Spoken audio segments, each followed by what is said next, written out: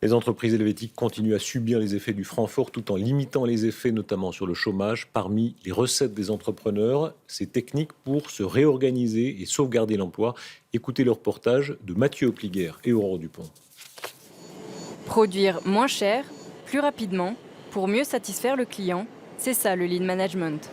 Cette méthode, née dans les usines Toyota dans les années 70, serait la clé du succès pour beaucoup d'entreprises suisses grâce à l'optimisation et à la coordination des postes de travail.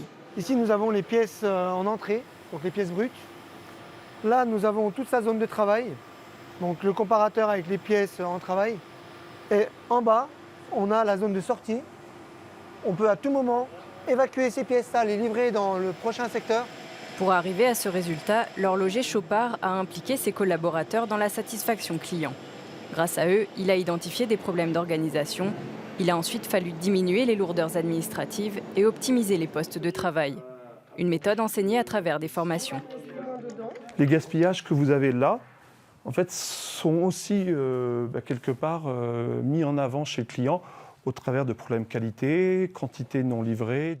Les postes clés présents dans les usines sont reconstitués et chaque membre de l'entreprise, quel que soit son niveau hiérarchique, doit y participer.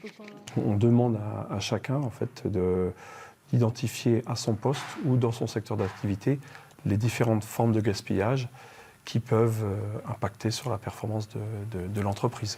Pour certains salariés, ces nouvelles responsabilités induisent parfois une pression supplémentaire. Le salarié souvent s'auto-responsabilise et se met la pression sur des objectifs.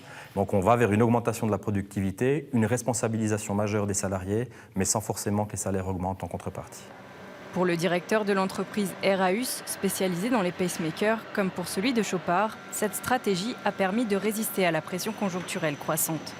Du jour au lendemain, on s'est retrouvé dans une situation qui était plus tenable finalement avec ce franc suisse. Il peut encore arriver bien pire que le taux actuel, donc on doit en permanence se préparer à effectivement des taux beaucoup plus bas. On a le prix de l'or qui n'a cessé d'augmenter dans l'intervalle et qu'il fallait aussi contrer car on ne pouvait pas répercuter sur le client de telles augmentations. Dans les deux entreprises, les résultats sont spectaculaires. Depuis 2009, Eraeus a gagné 90 jours de production sur son produit principal et Chopard a réduit de 24 jours le temps de production de ses boîtes de montres depuis janvier 2014. En libérant les personnes d'un certain nombre d'activités, donc en automatisant, en étant plus efficace, plus efficient, on peut replacer les personnes pour faire de nouveaux business qu'on développe. Donc on arrive finalement à grandir notre volume d'affaires tout en maintenant notre force de travail. Pour rester compétitif, inutile donc de produire plus, il faut produire mieux. Ces entreprises expliquent qu'appliquer cette méthode était pour elles l'unique moyen de rester en Suisse.